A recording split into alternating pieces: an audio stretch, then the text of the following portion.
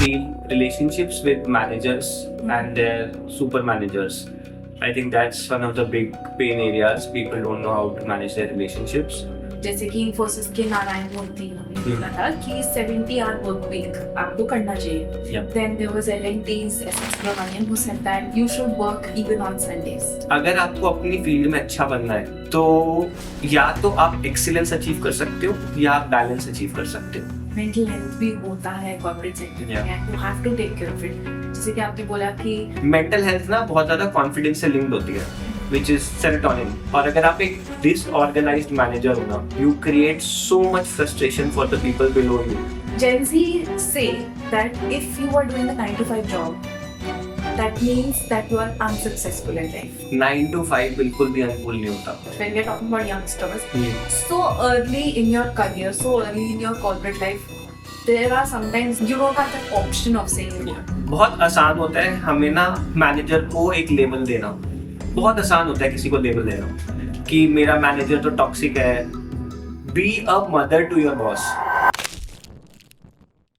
इस 9 to 5 के चक्कर में ना, ओह सॉरी, आजकल तो 9 to 5 कुछ होता ही नहीं है, 9 to 9. हाँ, इस 9 to 9 के चक्कर में ना हम अपने आप से 2400 घंटे दूर जा रहे हैं. प्रमोशन तो मिल नहीं रहा है और सुकून और उड़ जा रहा है. तो आज हम इसी कॉर्पोरेट हसल के बारे में बात करते हैं, जो दिखता तो शाइनी है बट अंदर से उतना ही टॉक्सिक है. आज हमारे साथ हैं गगनदीप सिंह, जो एक ऑर्गेनाइजेशनल साइकोलॉजिस्ट हैं और लीडरशिप कोच भी. Welcome to the 4th episode of It's Okay to Not to Be Okay, a podcast curated to simplify mental health problems. Hello Gagan, how are you? Hi Palak, I'm doing well. How about you? Good. What are the common challenges people face in the corporate world, the mental health challenges they face? Interesting question. I think there are a lot of mental health issues that people often encounter. Most of the times, it's a spillover. So personal problems spill over into professional life and professional problems spill over into personal life. In terms of corporate, I feel relationships with managers and their super managers. I think that's one of the big pain areas. People don't know how to manage their relationships. So that really affects their mental health. Other than that, I feel what really people get affected by is their own career progress and their promotions, their pays. I think those two would be the biggest ones. Okay. कितनी companies हैं आपको लगता है कि वो अपनी employees की mental health को प्रायोरिटाइज करती हैं, like not just on paper, not just on the basis of tax policies and everything, but hiring somebody like an organizational psychologist? And what do you think? कितनी companies करती हैं? I think smart companies सारी करती हैं. Good answer. and I mean financially smart. Why I'm saying this is because people's productivity is linked to their mental health. And we cannot just switch on or switch off our moods. So अगर मेरा mental health अच्छी नहीं है तो then chances are that it will affect my productivity significantly. And इसीलिए just to make sure that their operations are running smooth, smart companies invest in mental health interventions. Do you think इसके drawbacks भी हो सकते हैं कि अगर कोई company अपनी एम्प्लॉयज़ की मेंटल हेल्थ को के प्रायोरिटाइज नहीं करती या उनके लिए कुछ वर्कशॉप्स नहीं करती या ऐसा उनके लिए पॉलिसीज़ नहीं बनाती, ड्रॉबैक्स होते हैं? ड्रॉबैक्स बिल्कुल होते हैं. एंड आई थिंक सबसे बड़ा ड्रॉबैक तो यही है कि मेंटल हेल्थ एक ऐसी चीज़ है जो लोग आपस में बहुत ज़्यादा डिस्कस नहीं करते हैं जी. स्पेशली वर्क प्लेस पे, क्योंकि बहुत सेंसिटिविटीज़ होती हैं, बाउंड्रीज होती हैं, कलीग रिलेशनशिप्स बड़ी सेंसिटिव होती हैं. तो बिकॉज ऑफ दिस लोग ज़्यादा बात नहीं करते हैं एंड अंदर ही अंदर they get affected and their productivity gets hampered and as a result the company also loses a lot of money. क्या दूसरे एम्प्लॉयज़ की मेंटल हेल्थ पर इन्वॉल्वमेंट होनी चाहिए या नहीं होनी चाहिए? और अगर एक मैनेजर को उसकी एम्प्लॉय की मेंटल हेल्थ पे इन्वॉल्वमेंट होनी चाहिए कि नहीं होनी चाहिए? I would like to ask you, involvement का क्या मतलब है?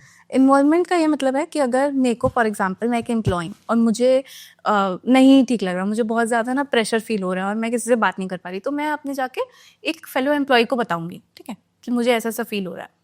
अब क्या उसको उसके बारे में कुछ करना चाहिए कि नहीं करना चाहिए? And on the other hand मैं सेम चीज़ जाके अपनी एम्प्लॉय को अपने मैनेजर को बताऊंगी कि मुझे ना नहीं, मुझे बहुत प्रेशर फील हो रहा है, आई डोंट नो मैं क्या करूँ, I am not able to understand what should I do.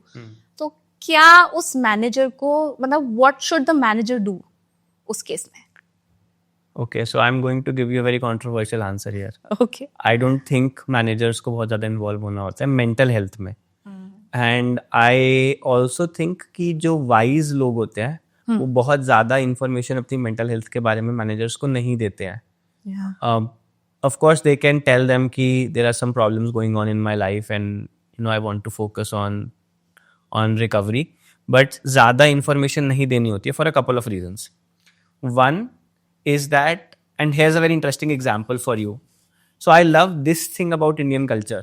आपने कभी नोटिस किया होगा Indian culture में we have different names for the similar rishtas. For example, in English we call a person an uncle who is related and who is one generation above us. Correct. In India there is a mausa, there is a Fufa ji. fufa, there is a chacha, या है ना? मामा. There's a mama, and all of them are technically uncles. या But why are there different names? Have you ever thought about it? just to have a greater relationship or a closer relationship. किसके साथ ज्यादा close होगी, मामा के साथ, चाचा के साथ, फूफा के साथ? नहीं, मतलब mother paternity side and the maternity side. Okay. Even in maternity side there is difference. मौसा अलग होते हैं, मामा अलग होते हैं. True. So why is there such an intricate differentiation? Ever thought about it? No. Okay. So, and I link it to organization psychology now and what we were talking about. तो हर रिश्ते का ना एक अल्टीमेट पर्पस होता है. ठीक है. सो और उस अल्टीमेट पर्पस से हमारे डिसीजंस निकल के आते हैं, हमारा बिहेवियर निकल के आता है. तो for example let's say I can be a brother also, I can be a father also, I can be a son also. As a brother मेरी रिस्पॉन्सिबिलिटीज अलग होती है, एज अ फादर अलग होती है, एज अ सन अलग होती है. तो based on the ultimate purpose of the रिश्ता my behaviour flows. Similarly the ultimate purpose of being a mama is very different from being a mausa. It's very different from being a chacha or a fufa. At workplace also, we have to understand the relationships. The ultimate objective of a manager and employee's relationship is what? What do you think? Kind of restrictive, I feel. But what's the ultimate objective? Manager और employ के रिश्ते का ultimate objective क्या होता है? Productivity निकालनी है. Productivity निकालनी है ना. हाँ. सो जब हमारा अल्टीमेट पर्पस प्रोडक्टिविटी है तो हमारा बिहेवियर हमेशा उसी के साथ अलाइंड होगा. सिमिलरली लेट्स से अगर मेरा कोई फ्रेंड है जिससे मेरे को इमोशनल सपोर्ट लेना है जी. तो उसका अल्टीमेट पर्पस इज, फ्रेंडशिप का ultimate purpose is support, fun, creating good memories. So इस रिश्ते में मेरे बिहेवियर्स अलग होंगे.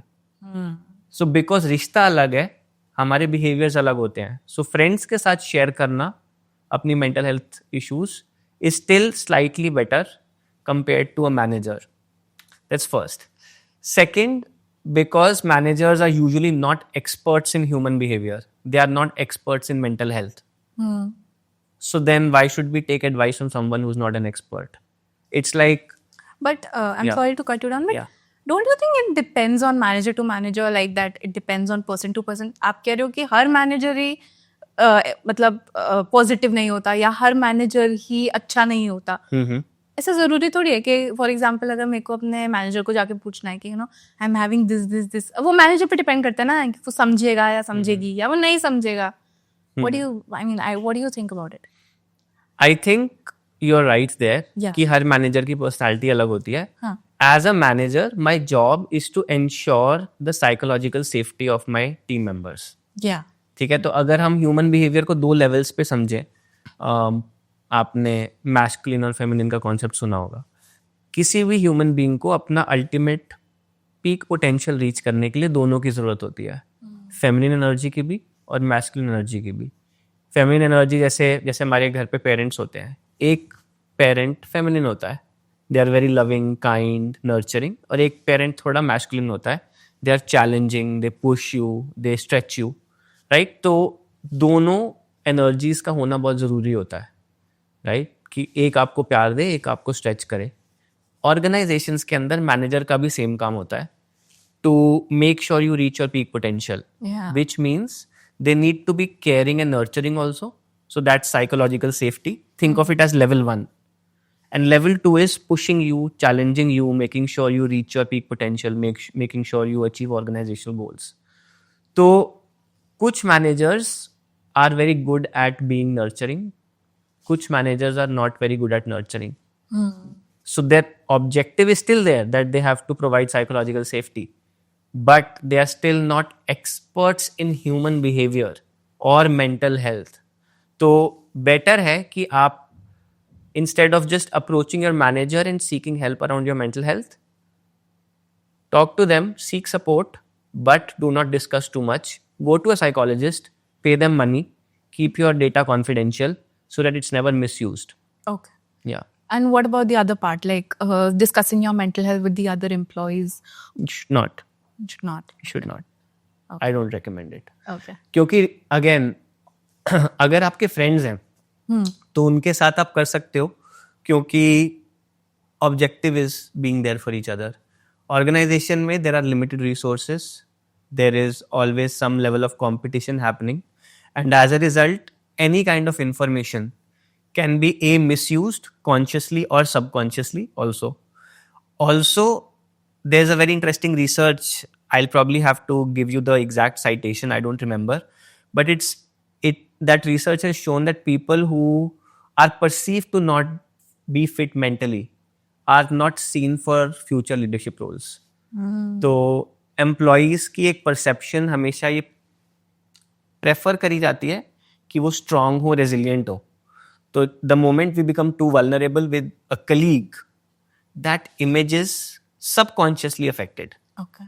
तो फिर क्या होता है, अपने chances कम हो जाते हैं leadership roles के लिए. So yes, you need to seek support on mental health, but you need to also keep your data confidential. Okay. One more question on Yes. this. There are people who think that there are your friends in corporate world. What do you have to say about it? No, they're not. Again, I link it back to the same analogy of chacha, mama and tau.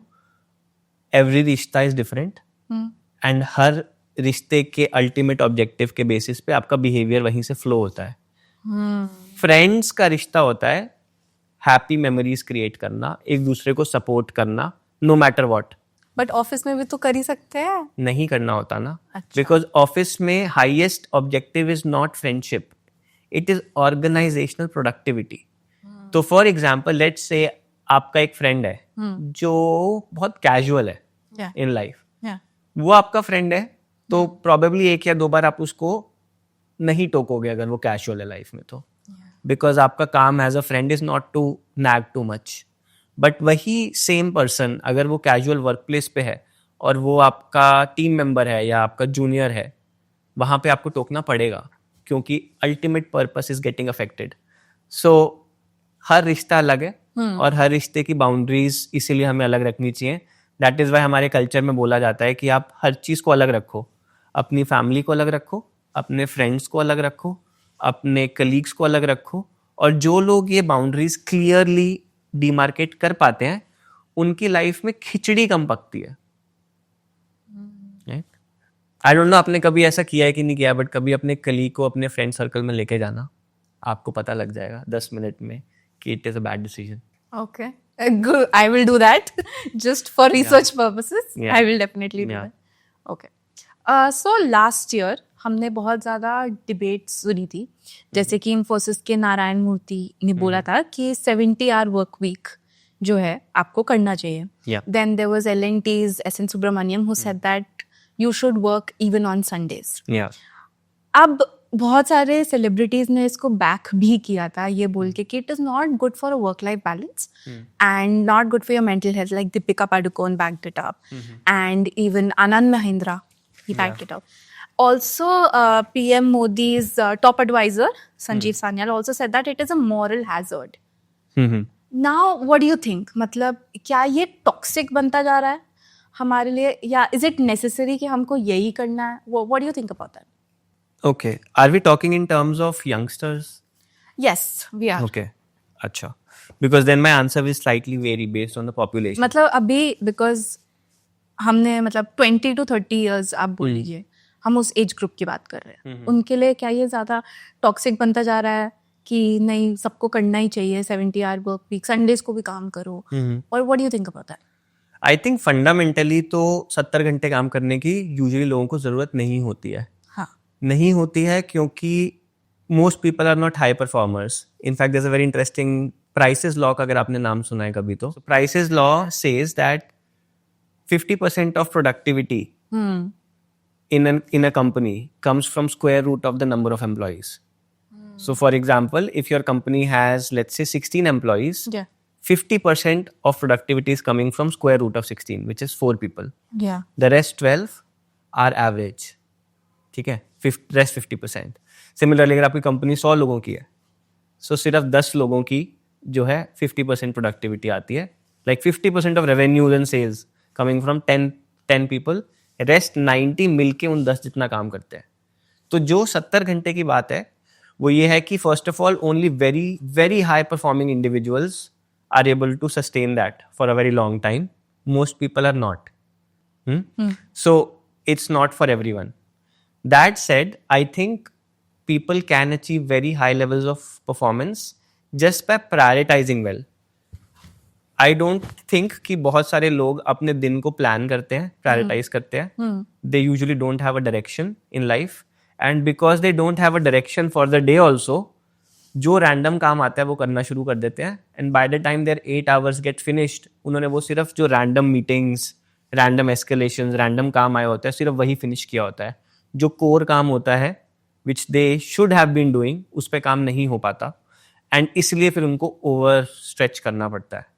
तो अगर लोग अपना काम properly plan करते हैं तो in fact 4 या 5 घंटे में आपका दिन का मोटा मोटा सारा काम कंप्लीट हो सकता है. But that said, I still feel what the L&T chairman said had a lot of value, and I'll go against what most of the crowd says.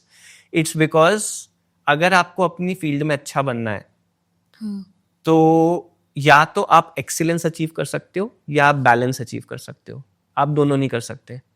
And youngsters को I feel if I am a youngster and I join a company and let's say I'm an engineer, when would people value my work? When I am able to create value for people. Yeah. And I can only create value when I'm good at something. And how do you become good at something? It's just to practice and repetition. So when somebody says work 50 hours, 60 hours, 70 hours, 90 hours, what they are not saying कि आप slave laborer की तरह काम करो. वो कह रहे हैं कि आप अपने क्राफ्ट को अच्छे से प्रैक्टिस करो and spend more time in it so that you become good and you are able to create value for others. Because if you don't create value for others, you create problems. So if I am an Uber driver and I'm not good at driving, imagine the amount of risk I pose for the person who's sitting in the back. So I have to be a good Uber driver to be able to not create problems. I think that's what he meant by working 70 hours, and I think I'm on board with that. Okay. Yeah. Do you think ये सब बोल के हम लोग corporate sector को थोड़ा सा और ग्लोरीफाई कर देते हैं और मेंटल हेल्थ की असल वैल्यू भूल गए हैं कि मेंटल हेल्थ भी होता है कॉर्पोरेट सेक्टर में and you have to take care of it. जैसे कि आपने बोला कि हमको करना चाहिए, एक्सीलेंस करना चाहिए. फॉर एग्जाम्पल अगर मेरा एक टारगेट है, मेरे को 9 घंटे मिलते हैं मेरे ऑफिस में, फॉर एग्जाम्पल मेरे को 9 घंटे मिलते हैं, मुझे करना है एंड वो काम 9 घंटे में ही होता है पूरा. चाहे मैं जितना भी कर लूँ, अगर मैंने थोड़ा सा टाइम इधर उधर वेस्ट कर दिया तो मुझे एक्सटेंड करना ही पड़ेगा.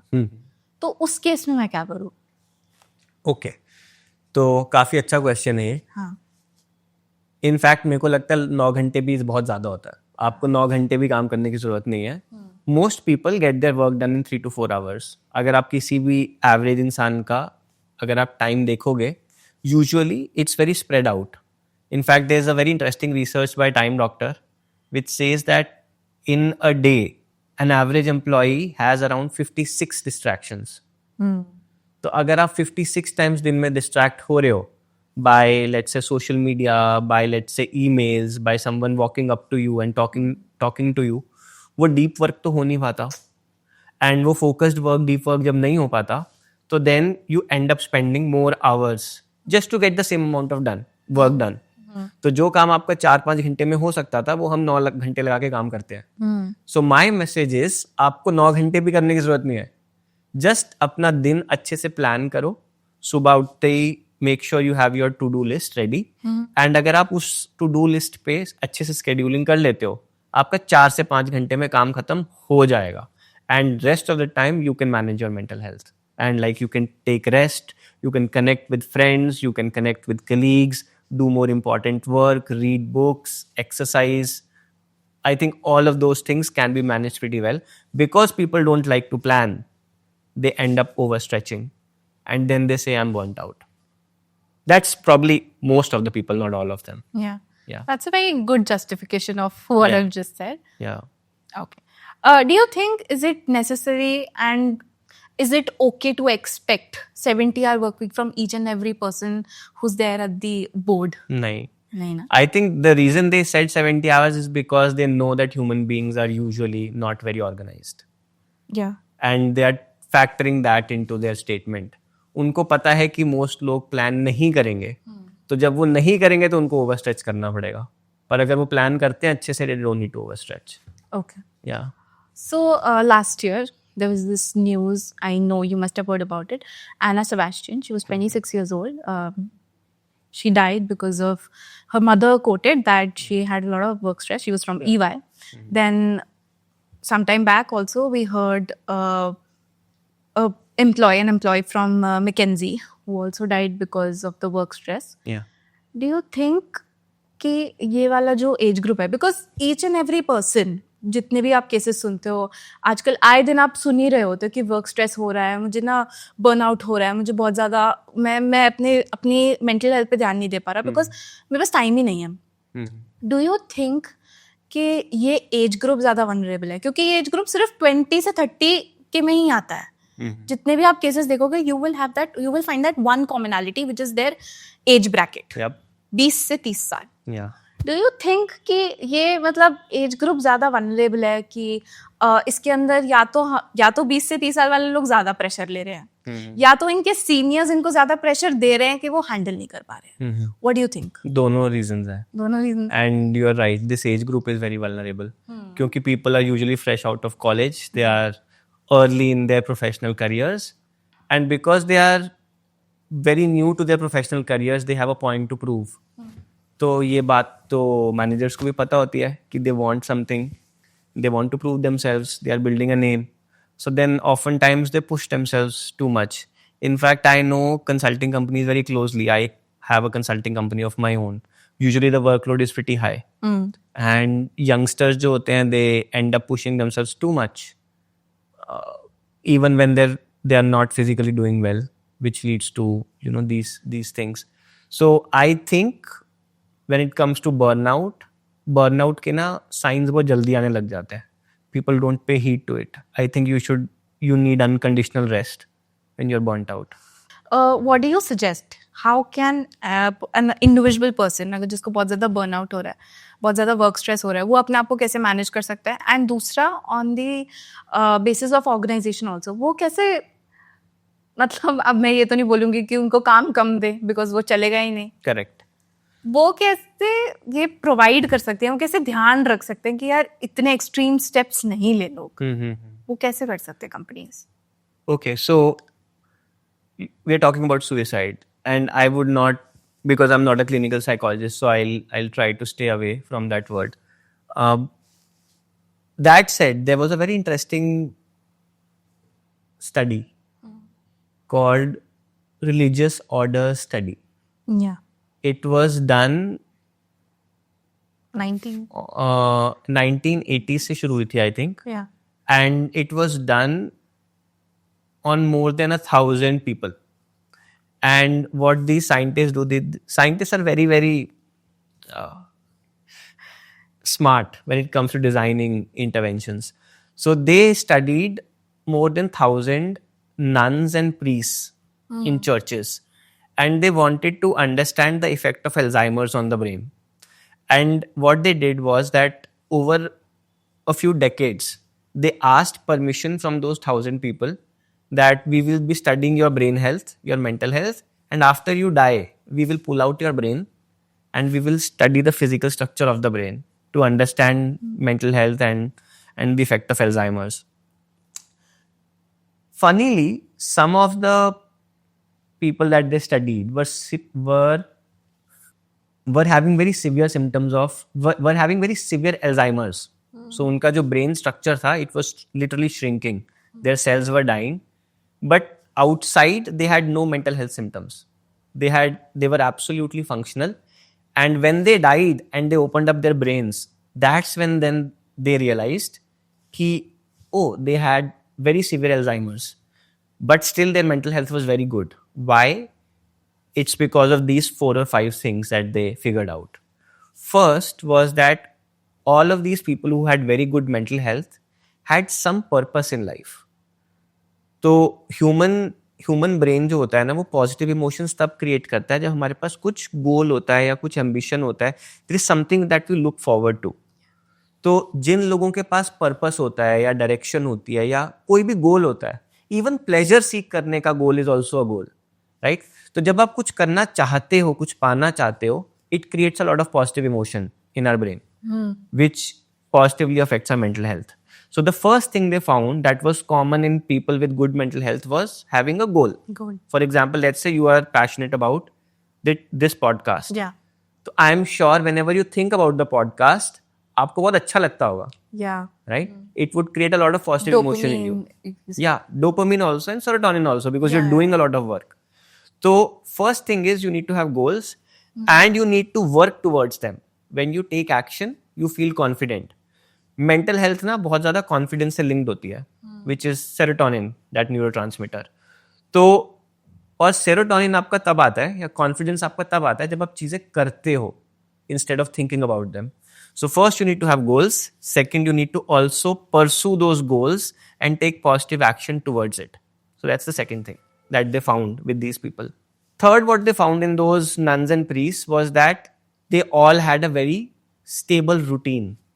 मतलब सोने का टाइम फिक्स्ड, खाने का टाइम फिक्स्ड, उठने का टाइम फिक्स्ड, एक्सरसाइज का टाइम फिक्स्ड, लोगों के साथ कनेक्ट करने का टाइम फिक्स्ड.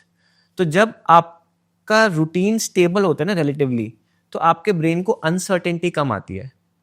एंड स्ट्रेस का number 1 root cause is uncertainty. हमें स्ट्रेस तब फील होता है जब हमें पता नहीं होता आगे क्या होने वाला है.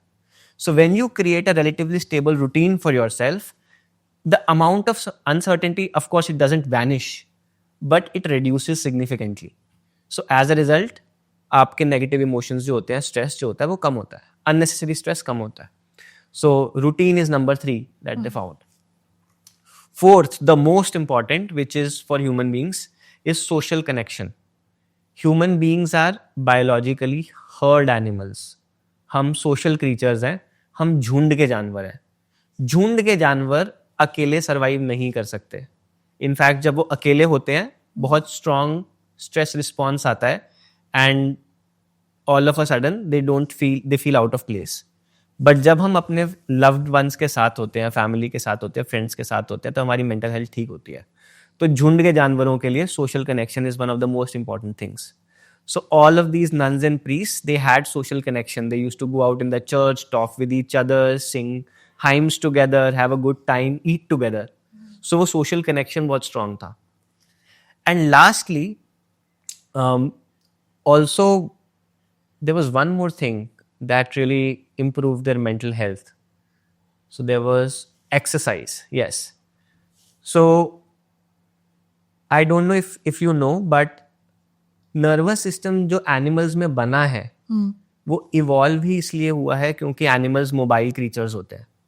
प्लांट्स में नर्वस सिस्टम नहीं होता, एनिमल्स में नर्वस सिस्टम होता है. क्यों होता है? Because if an animal is mobile, it's moving around, it needs to figure out बाहर क्या चल रहा है, क्योंकि एनवायरमेंट कॉन्स्टेंटली चेंज हो रहा है. सो चाहे वो अर्थवर्म हो, रैट हो, कैट हो, स्नेक हो, या एनिमल या ह्यूमन बीइंग हो, कोई भी एनिमल हो, सबका नर्वस सिस्टम इसलिए होता है because they are moving around. So your brain's primary function literally is to monitor your movement. So if your movement goes down, if your exercise, if your physical activity goes down, brain literally starts to shrink.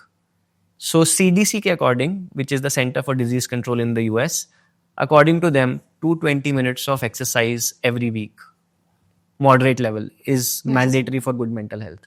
तो इन nuns और priests के पास ये भी था. So if you look at their whole holistic health, they had purpose. Yeah. They were chasing the purpose, taking action. They had routines. They had friends, social connection, and they exercised. Exercised.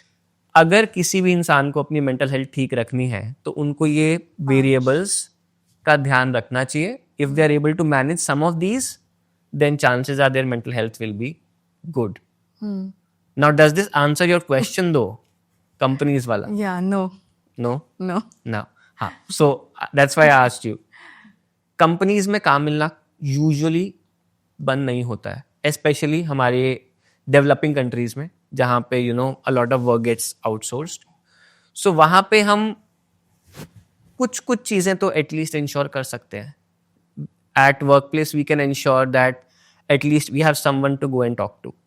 Of course, I would not open up completely and be vulnerable very much, but there should be people who I can go and talk to feel lighter, to vent. Within your office space or no? Office space, yes. Okay. At least somebody. You can't open up completely to your colleague, like I said before. That's not prudent. That's not wise. But at least some social connection, you can go hang out, eat food together, chill for some time. So that's first. At least you should have some circle. Second is most people don't plan. So their routines are all over the place. सोने का कोई time नहीं है, खाने का कोई time नहीं है, उठने का कोई टाइम नहीं है. तो as a result, there's a lot of mental stress that adds on. So at least अगर आप वो चीज़ को अपना रूटिनाइज कर सकते हो कि लेट्स से आप 11 बजे 12 बजे एटलीस्ट आप सो रहे हो, 1 बजे भी अगर आप सो रहे हो तो make sure you sleeping at 1 AM every day. लोग कभी 1 बजे सोते हैं, कभी 3 बजे सोते हैं, कभी 10 बजे सोते हैं, कभी 11 बजे सोते हैं. So that uncertainty is something that creates more trouble. Okay, so the employees can do all these things, sleep on time, have a routine, make friends, chill in the office for a bit. Yeah. What about the organization? What can they do? They can do a lot of things actually. Yeah. And smart ones do also. Smart managers regularly check in with their team members. देखो आप किसी इंसान की जगह problem तो नहीं solve कर सकते. लेट्स से अगर मेरी लाइफ में कोई पर्सनल प्रॉब्लम है या प्रोफेशनल भी है, हमेशा मैनेजर वो प्रॉब्लम सॉल्व नहीं कर सकता. But just by checking in with your team member, asking them are you feeling okay, what can I do to support you, though small gestures mean a lot to an employee. जो managers अपनी life में इतना busy हो जाते हैं कि वो करना भूल जाते हैं. So I think that's the first thing, and that's cost effective. You don't have to spend any money, right? You can just go and check in with your team member once a week, twice a week. Are you feeling okay? What's going on? Okay. Again, employee doesn't have to open up too much, but just the feeling that there's someone there to support me, that makes a huge difference. Remember I talked about that feminine and masculine aspect? वो feminine aspect ना missing होता है managers में कई बारी, बहुत बारी. And वो फेमिनिन एस्पेक्ट अगर मिसिंग होता है ना तो आप किसी को पूरा पुश भी नहीं कर सकते जब तक आप उनको बहुत ज़्यादा प्यार ना दो. तो हाई परफॉर्मिंग मैनेजर्स क्या करते हैं, बहुत ज़्यादा प्यार देते हैं और बहुत ज़्यादा पुश करते हैं. तो मोस्ट मैनेजर्स बहुत ज़्यादा प्यार नहीं दे पाते और पुश बहुत ज़्यादा कर देते हैं and that's not sustainable. Families में भी तो होता है, पेरेंट्स जो बहुत ज़्यादा क्रिटिकल होते हैं उनके बच्चे उनसे बात ही करना बंद कर देते हैं. क्यों करते हैं? It's the same thing. ज़्यादा प्यार दोगे तो बच्चा बिगड़ जाएगा, ज़्यादा खींचोगे तो बच्चा आपसे दूर चला जाएगा. एक balance. It has to be a balance. Same as with the manager. Same with the manager. बस मैनेजर के केस में ये इशू होता है कि it's hard to be both masculine and feminine. Yeah. घर में तो 2 पेरेंट्स यूजुअली होते हैं, मैनेजर को तो दोनों रोल्स प्ले करने होते हैं. I think it's very hard because if I talk about personally, आपको भी नहीं पता ना उस मैनेजर की already personal life में क्या चल रहा है. And to be very honest, I don't know if it's controversial or not, but I feel that if I'm an employee, my manager has double the work and sometimes triple the work. They do not have an off button. We have that option. We have that option of an off button, but they don't. So I think that is also a very difficult task for the manager to keep a balance between. If they are doing a balance between personal life and your professional life, I think it's a heads up. Yeah, you're right. For junior folks, pressure only comes from the top, Yeah. from the manager.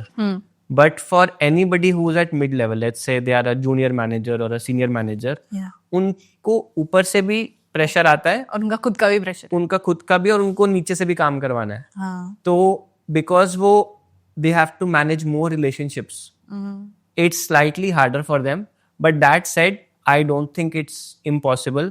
Yeah, of course. Managers भी individual contributor से ही manager बनते हैं. तो अगर आप पूरे career में, अपने यंग करियर में अगर आप ऑर्गेनाइज नहीं थे, तो एज अ मैनेजर भी आप ऑर्गेनाइज नहीं होगे. और अगर आप एक डिसऑर्गेनाइज्ड मैनेजर हो ना, you create so much frustration for the people below you that it's very hard. Like I know a lot of managers जो कुछ प्लान नहीं करते, लास्ट मोमेंट पे काम करते हैं, लास्ट मोमेंट पे टीम को डेलीगेट करते हैं, फिर एक्सपेक्ट करते हैं कि टीम अच्छा काम करेगी, लास्ट मोमेंट पे वो भी अच्छा काम नहीं करते, फिर वो खुद से सारा काम करते हैं, then they get burned out. And this is a very common trend आजकल. So if a manager is not organised, then their team gets frustrated, disengaged, they leave. In fact, I've seen very good people getting hired and they becoming absolutely underperforming employees after 6 months because their manager was not able to bring out the best out of them. So usually it's always, most of the time it's the fault of the manager. Yeah. Okay. So एक बहुत slang है हमारे Gen Z के उसमें, and I know you must have heard about corporate मजदूर. सबने सुना होगा, आपने भी सुना है. तो you know I have done some research and I have also heard some people saying it कि जेनजी से that if you are doing a 9 to 5 job, that means that you are unsuccessful in life. आपको ऐसा लगता है कि क्या सच में, मतलब इतना अनकूल क्यों बना दिया है आजकल जेनजी ने 9 to 5 जॉब करना? इतना बैकलैश क्यों मिलने लगा है 9 to 5 जॉब को? Interesting question. Probably I'll have to read a lot on this before I can say a lot. But I do have an opinion around this. Yeah, I would love to have it. 9 to 5 बिल्कुल भी अनुकूल नहीं होता. बिल्कुल भी अनुकूल नहीं होता, क्योंकि there's a sense of certainty attached with your 9 to 5. You know, yeah. Go When you say certainty, it's not necessary that you have that certainty in life. For example, I am 22 years old. I have to work till 50, 60 probably. I don't see myself doing that particular job for almost 40 years down the line. Yeah. That is not certainty, I feel, because there's always an uncertainty कि कब मेरा दिमाग घूमेगा and I'm like, I cannot do this anymore. Correct. So I don't feel that there is that certainty in corporate Okay, world. yeah. Maybe certainty is a very subjective term. I should have used some other term. There's a lot of safety Yeah, that's correct. around 9 to 5 job. And I want to come back to what you just said about 40 years and 30 years. There's a lot of safety and security around a 9 to 5 job. And most people cannot take extreme risks because being an entrepreneur requires extreme level of risk. It's a high risk, high reward game. And it's not just high risk, it's extremely high risk. अगर आप research पढ़ते हो, how many of startups, what percentage of startups survive after 3 years? Very less. If you can give me a number. 20%? It's less than 2%. It's less than 2%. So even though it's very lucrative to see a career as a business owner, only less than 2% of businesses survive in the long run. तो क्या उस तरीके की insecurity masses लेने को तैयार हैं? नहीं ले पाते, नहीं झेल पाते लोग. बहुत सारे startups, 98% of startups, that's why they die down, because that level of uncertainty and the kind of management it requires, the kind of systems it requires, people don't have those skills to manage it. Therefore, most startups fail. 98% से ज़्यादा startups fail होते हैं. तो हाँ, but जो succeed होते हैं वो बहुत सक्सीड होते हैं और लोगों को वो फ्रूट दिखता है, बट वो मेहनत नहीं दिखती जो उसके पीछे जाती है. तो I don't feel 9 to 5 is absolutely an uncool thing. It's a very, very good system. You get to learn a lot of stuff. And of course, once you become really good at something, 10 years, 15 years down the line, when you're organized, you have good knowledge, you can add value to the society, Yeah. then you can go on and open your own startup. But again, be very, very careful. Chances of the startup surviving are less than 2%. Okay. Yeah. What about the certainty that I was talking about? I don't see myself doing the same job 30 years, 40 years down the line. And then I have a stress on my mental health as well. Yeah. You know, what will happen next? I'm very stressed about it. मैं ये नहीं कर सकती अगले 30 साल 40 साल तक. So, Okay, so then I think there's a very good way to fix this problem. yeah. The first way is to take time to figure out what you want. And I really like this framework. अगर आपने Ikigai का नाम सुना है, Yeah, of course. Yeah, it's a Japanese framework, right? So it has 4 sections. It's a Venn diagram. हाँ. So 4 sections: what you love, what you are good at, Right. what the world needs, and what can be paid for. And the intersection of all of these 4 is your Ikigai. Now, basically what Ikigai is anything that's meaningful to you. So when people are picking careers, I always encourage them at a very young age to start thinking about what's meaningful to them. For example, and this is something I can share from my own example, I have had 3 careers. I was an engineer, then I did my MBA, I was an HR manager, and then I went into sport and performance psychology, which was my third career. And it took me a lot of time to figure out what my niche was. So at the age of 29, I realized that.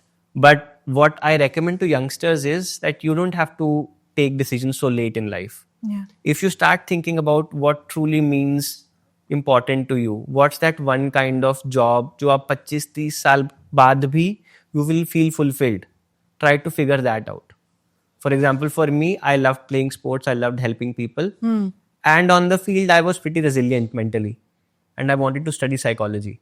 So all of that, when it came together, it was my Ikigai and I did really well. But previous 2 careers, I was pretty mediocre as an employee. Pretty mediocre. If you ask my ex-bosses, they wouldn't even believe what I am today. So it took me 3 careers. But youngsters don't have to fail so much. They can start thinking. So don't just run after the jobs which are hot in the market. Try to find what's meaningful to you early on in your life. Even it's something, if it's something that's not very popular, start so early in your life, let's say 16, 17 ki age pe, that by the time you're done with 8-9 years, you're 25, 26, you are a master in that field. So then you'll be able to monetize it also. So yes, you should follow your passion, but try to find that passion early in your life instead of pushing it towards the end and just doing what everybody else is doing. हर कोई engineer बन रहा है या हर कोई CA बन रहा है या हर कोई lawyer बन रहा है. No. Find what's meaningful to you, what will be meaningful to you after, let's say, 40, 50 years. And then that gives you a direction. Does that make sense? Kind of, yes. Yeah. I am okay. I am satisfied with the answer. Okay. So how can Gen Z or a millennial create a work-life balance for themselves? Work-life balance. Yeah. अभी बताया ना, मतलब उन्होंने बोला 17 घंटे काम करो, but I think if you are a youngster, the first thing is you need to learn what's in the market. You need to be able to upskill yourself so that you can add value. देखो जब आप एक company में जा रहे हो, a company is paying you money for your expertise for those 8 hours, which means you need to have expertise. अगर आपकी expertise ही नहीं है, so then what's the point? Why will anybody pay you money? So it's like a psychological contract. Company is giving you money for your expertise, and your job is to provide that expertise in best possible manner back to them. yeah. So if you are a youngster, of course you are new in the field. आपकी expertise उतनी है नहीं, आपको नहीं पता market में latest technology क्या है, आपको best practices नहीं पता, तो इसलिए youngsters को थोड़ा time extra invest करना पड़ता है to make sure that they learn the tricks of the trade so that they can add value. कोई आपको पैसे तभी देगा जब आप उनकी लाइफ में वैल्यू ऐड करोगे, right? So for youngsters, they do need to invest more time compared to other people. That's for sure. At the same time, you don't need to work 70 hours. In fact, if you ask me, you don't even need to work 45 hours. You just need to prioritize properly. So अपने month के, week के और daily goals बनाओ. Sit, let's say you sit on a Saturday or a Sunday, open your notebook, list down all the things that you need to get done in the next 1 month, Yeah. and list down the things that you need to get done in the next 1 week. You just do that and you stick to the schedule. You won't even need more than 6 hours a day. That's what I feel. Okay. And start saying no to random things. So if a random meeting pops up, सोचो जरूरत है attend करने की. Random कोई काम लेके आता है. And this is also something which happens a lot. The art of saying no, but The art of saying no. But people don't actually, because to be very honest, when we are talking about youngsters, so early in your career, so early in your corporate life, you don't have that option of saying no. Yeah. Because when somebody comes to me, or for example, somebody comes to my friend who is just 3 days old or 5 days old, how can he or she say no to some work that has been given to her by the manager? Correct. Yeah. Yeah. So you don't say no. Okay. This is interesting. You don't say no to your manager instantly. Yeah. You say yes, you get the work done, and then you go back to your manager or whoever has given you that work and politely convey the message that it'll be better if you tell me in advance so that I can plan my schedule accordingly. Again, it's a very dark. Now here's where we get into dark psychology. It's very interesting. There's a rule called 95-5 rule, which I think you should practice in all your relationships, Yeah. especially with your manager. Okay. Even in your romantic relationships, you should follow this 95-5 rule. The 95-5 rule goes something like this. 95% of things in your life are not very important. They are trivial. 5% of the things in your life are non-negotiable. You need to pay attention to them. You need to fight for them. For those 95% of the things which are not very important, do not get into arguments with anybody. So let's take the example of girlfriend and boyfriend.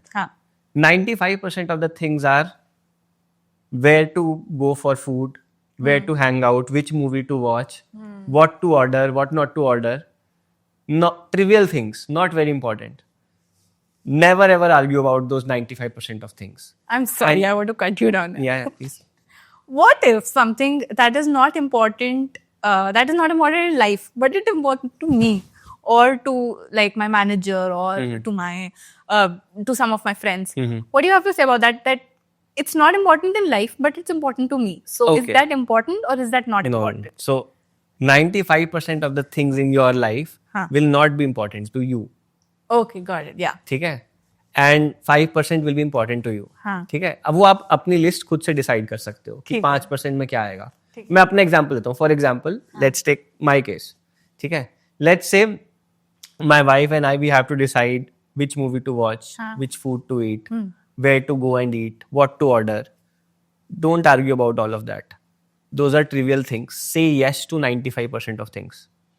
With your manager also, अगर आपके manager आके आपको बोलते हैं कि document अच्छा नहीं बना, या ये पीपीटी अच्छी नहीं बनी, या इस कोड में you can make this change, या इस ईमेल ड्राफ्ट में you can make this change, don't start arguing कि नहीं ये तो अच्छा था, अरे ये देखो रिसर्च, अरे ये देखो facts. No. 95% of things ignore, say yes, sir, ma'am, you're right. 5% of things which are important. Personal life में क्या होता है? Finances, where to get married, where to get settled, those important things. Professional life में your promotions, your increments, your career path, your projects. Fight for them. Most people, what they do is they keep getting into conflicts around 95% of the things. And then जब वो 5% negotiation की बारी आती है ना, आप अपनी leverage पूरी गवा चुके होते हो वहाँ पे. So 95-5 rule is a manipulation technique or is an influence technique जहाँ पे you just say yes to 95% of things and no to 5% of the things. But you only say no to those 5% of the things after you have said 95 times yes. Okay. तो सामने वाले को क्या लगता है कि वो कंट्रोल में है, उनको एक इल्यूजन ऑफ कंट्रोल मिलता है. सो विद योर मैनेजर से let's say if they come to you and say कि ये डॉक्यूमेंट अच्छा नहीं है, हाँ सर मेरे को भी लग रहा था, मैं let me just fix that. अच्छा तुम ना लेट्स से कि this code can be better. Okay, let me fix that. I'll fix that. You're right. So you create a lot of positive emotion around yourself. Yeah. And then when you have to say no to something which is important, तब वो आपकी बात सुनेंगे. वहां पे बहस आप कर सकते हो, पर उसके लिए उनको एक इल्यूजन होनी चाहिए कि वो कंट्रोल में है. So smart people do this. A very good hack. 95. Yes, it's a very good hack. Yeah. It works in all relationships. In fact, the smartest of youngsters, both I would say men and women, they play this game. They would say yes to most of the things. You would feel you are in control. And जब उनको अपना काम निकलवाना होगा, वो आपसे निकलवा लेंगे. What if the manager says no to that 5% also? No, most people are reasonable. Okay. Yeah, most people are reasonable. I think this is another important thing. बहुत आसान होता है हमें ना मैनेजर को एक लेबल देना. बहुत आसान होता है किसी को लेबल देना कि मेरा मैनेजर तो टॉक्सिक है, या मेरा एम्प्लॉय तो टॉक्सिक है, मेरा एम्प्लॉय लेजी है. The moment we label someone, we take all the responsibility away from our shoulders. Am I saying कि मैनेजर टॉक्सिक नहीं होते? नहीं, बिल्कुल होते हैं, बहुत बारी होते हैं, पर उतने नहीं होते जितना हम सोचते हैं. Statistically speaking, only 1% of people in the population are psychopathic. तो अगर 1% लोग साइकोपैथिक होते हैं, हम तो 99% ऑफ मैनेजर्स को टॉक्सिक सुनते हैं. तो वो टॉक्सिक नहीं होते. They are also just human beings. They are also as flawed as we are. And the moment it's easier for us to label a manager, जैसे हमने लेबल किया ये टॉक्सिक है, अब मुझे अपने ऊपर काम करने की कोई जरूरत नहीं है. या मैं बोल दूं मेरा मैनेजर इनकम्पैटिबल है मेरे साथ. जैसे ही मैंने इनकम्पैटिबल बोला, now I don't have to work on myself. But relationships don't work like this. Relationships work when I work on myself first. You see that I'm working on myself, so you also compromise. So the person who takes the responsibility first gets the leverage later on. Does that make sense? Yeah, it kind of does. Yeah. What can small companies do or startups do to provide a good mental health for their employees? मतलब वो obviously workshops इतना afford नहीं कर सकते, fancy treatments afford नहीं कर सकते, canteens भी इतना अच्छा afford नहीं कर सकते, perks नहीं कर सकते. What can they do to provide a good mental health for their employees? I think अगर हम इंडिया की बात करें, इंडिया में साइकोलॉजी एज अ फील्ड अभी बहुत जल्दी ग्रो हो रही है. अभी उतनी लेवल पे नहीं पहुंची है, हो रही है. सो in India, master's level of psychologists can be hired at relatively inexpensive cost. And I think companies can start from there. They can have a psychologist on board that people can reach out to. But again, people may not, because they always have that thing going in the back of the head कि मेरी information management के पास चली गई तो क्या होगा. सो one thing that they can do is they can have a psychologist on board. Do you discuss with the managers or do you discuss? No. So, okay, so there's an HR department Yeah. which takes care of the management, and then there is a psychologist. Yeah. A psychologist's purpose is only to just counsel the employees. Sometimes the psychologists are part of the HR department. Sometimes they're not part of the HR department, but usually they are. So what companies can do is they can hire a psychologist at a junior level, master's level of psychologist, and people in their company can reach out to them, seek therapy. That's one way. If I am an employee, I may not. As a psychologist, I'm saying I may not reach out to a psychologist in the company. Yeah. Why? Because I might have fears that my information can go. So psychologists then have to create that rapport around themselves that their information is confidential. That trust. That around trust them. has to be built, and trust her relationship में time से आता है. So it's the responsibility of the psychologist, it is the responsibility of the HR department to build that trust कि आपकी information misuse नहीं होगी. So that's the first thing that they can do. Second thing what they can do is they can hire external agencies for the coaching sessions or for the counseling sessions. Why? Because if a person does not want to engage directly with the management or a full-time employee, they can just go outside and get help. So, and that money either can be reimbursed or company can have somebody from outside on a retainer. तो जब कोई external consultant होता है या external psychologist होता है, लोग open up ज़्यादा होते हैं. So that's the second thing that they can do. Third, I think अगर आपको ये भी नहीं खर्चा करना, तो just train your managers to check in with your employees every week. Okay. ये तो आप कर ही सकते हो, ये तो बहुत बेसिक है. So what companies can do is they can train their managers on how to take care of their own mental health and how to take care of the employees, how to appreciate them, how to validate them. And ये basic training तो आप internally भी कर सकते हो बिना पैसा खर्चे. Before this meeting, we were having a conversation around the thinking of a Chindi CEO, if you remember. Mm-hmm. Do you want to talk about it here? Yeah, yeah.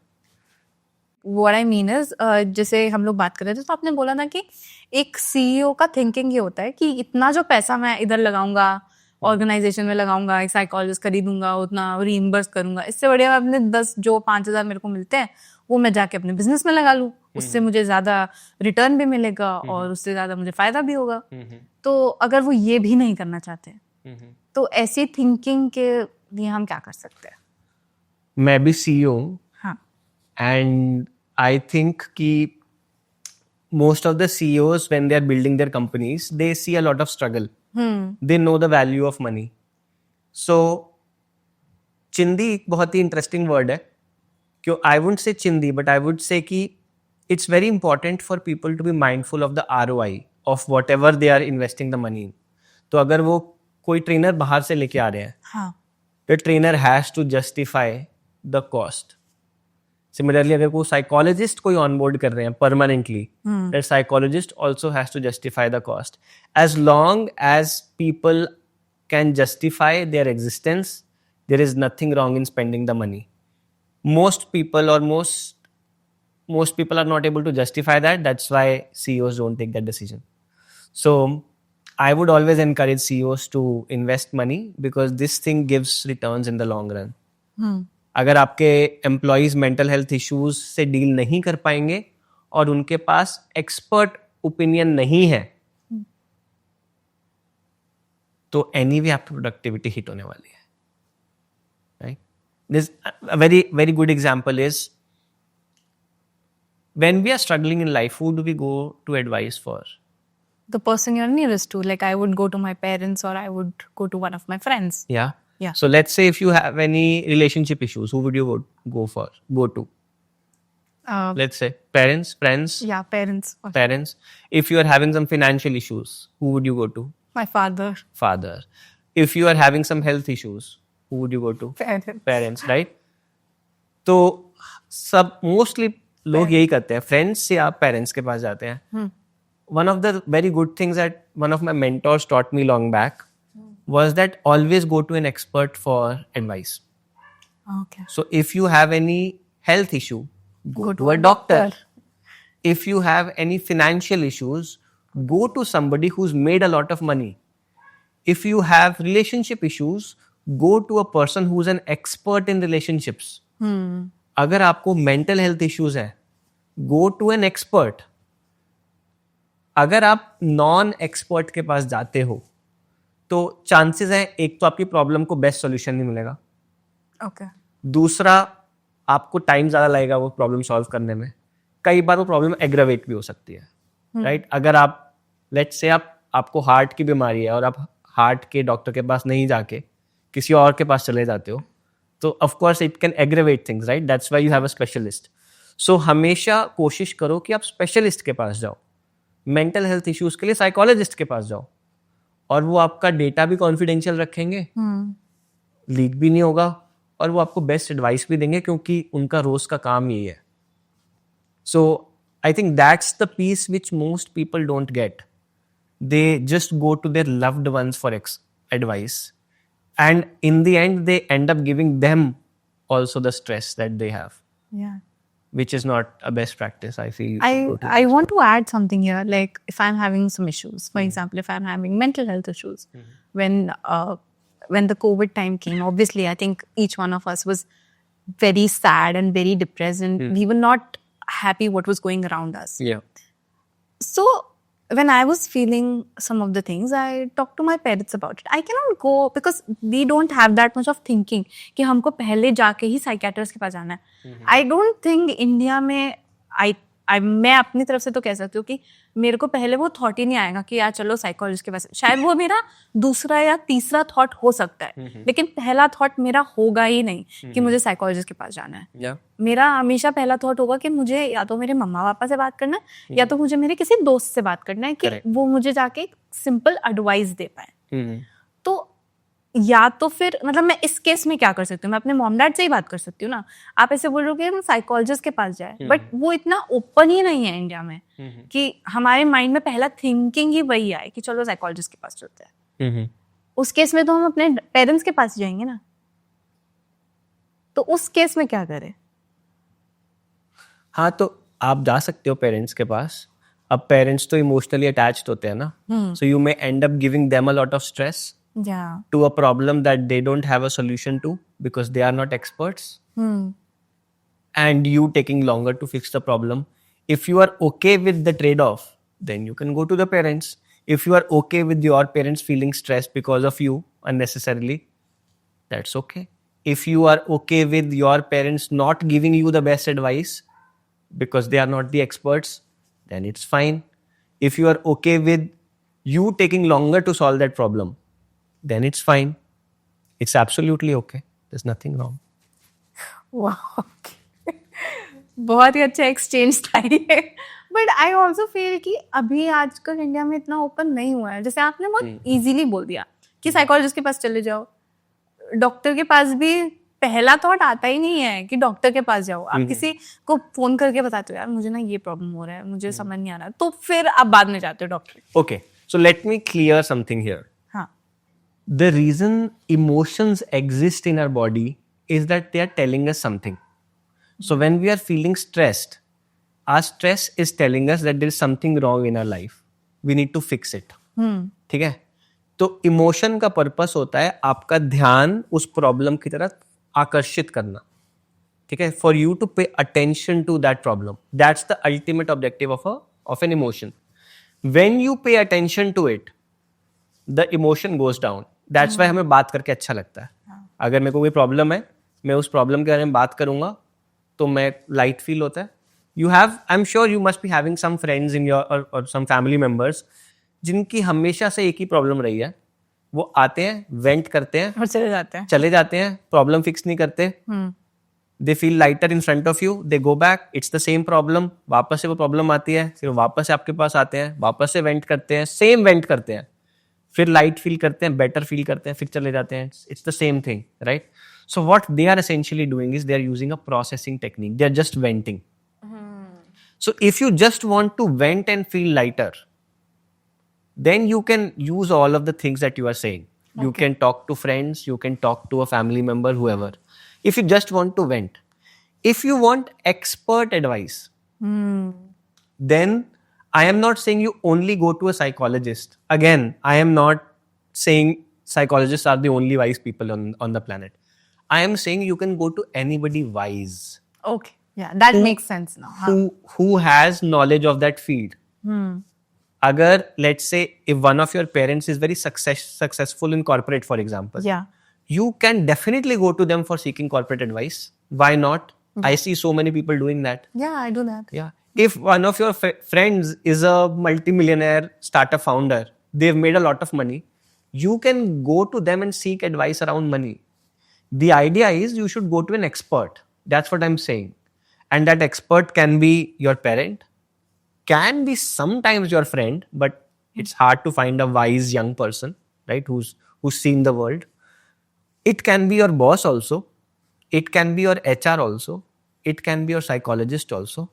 Any wise person. In fact, for most of us Indian people, हमारे family में एक मौसी या मौसा या ऐसे कोई uncle या आंटी होते हैं जिनके साथ हमारी बहुत बनती है, जो बहुत वाइज होते हैं.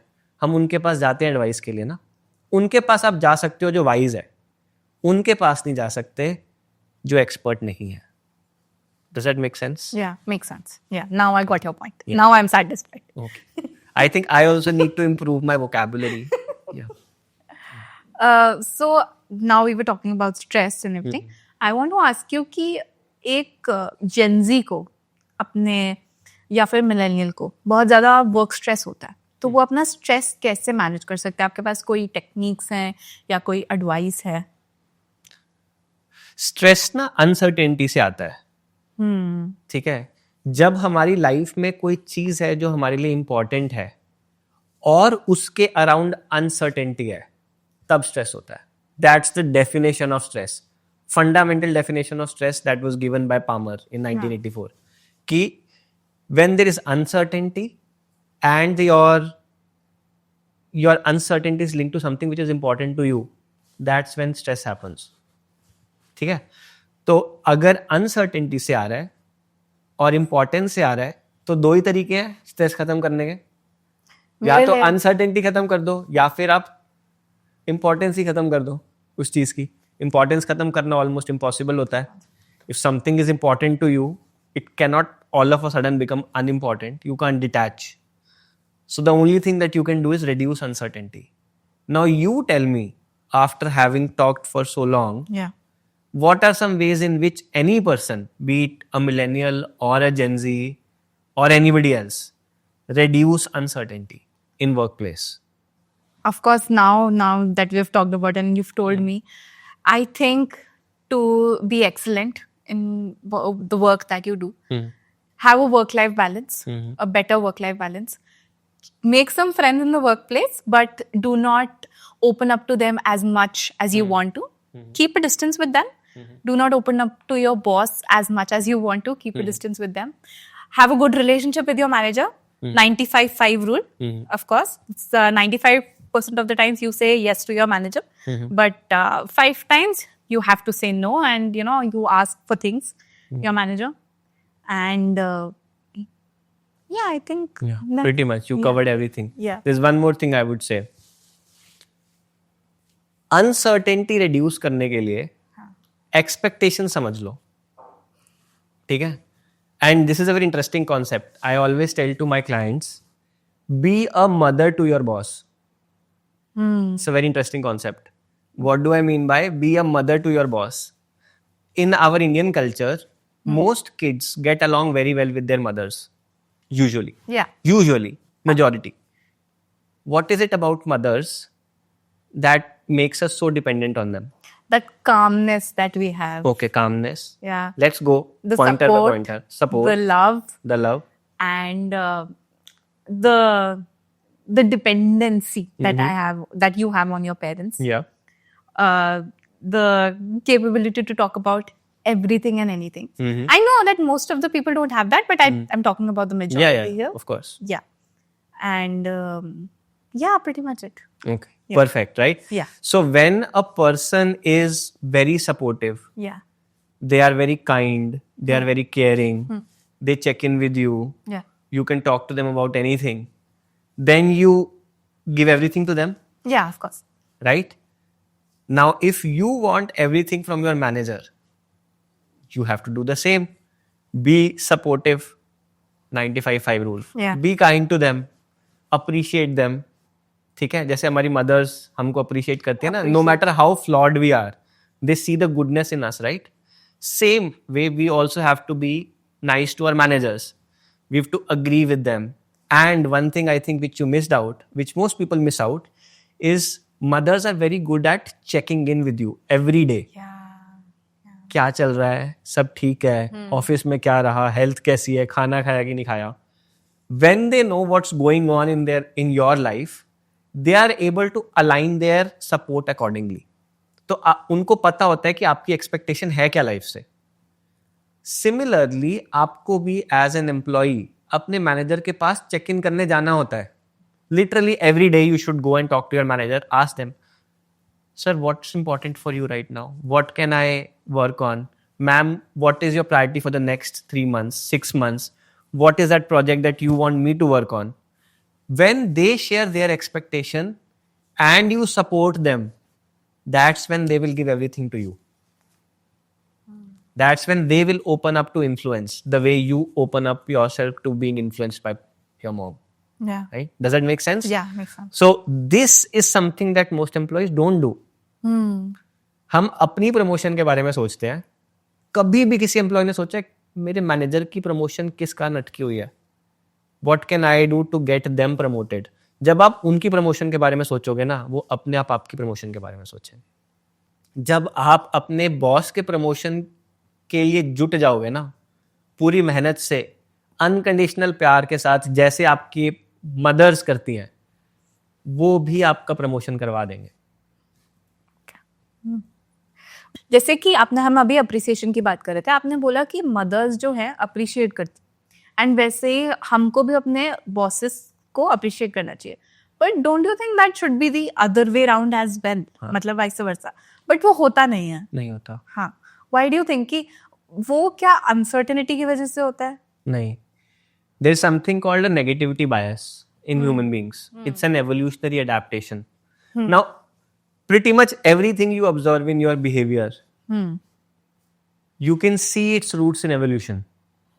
And why I'm saying that is because this whole setup that we see, Yeah. you know, houses, roads, colonies, cities, how long back have they come? If you were to give it a timeline, at best 2000 years, 1000 years, yeah. 5000 years, that's the oldest city that they found. How long have human beings been on planet Earth? It's been like centuries, let's say. Yeah, 500,000 years. So 500,000 years तो human beings, उससे पहले जो हमसे पहले evolve कर रहे थे. So because most of our time has been spent in jungles, living as cave people, cities were not there for hundreds and thousands of years. Most of our behavior has been evolved to help us survive in those harsh environments. Now, this is where negativity bias comes in. Imagine if a caveman long back had to go out in search of food, resources. The jungle was full of a lot of threats and dangers.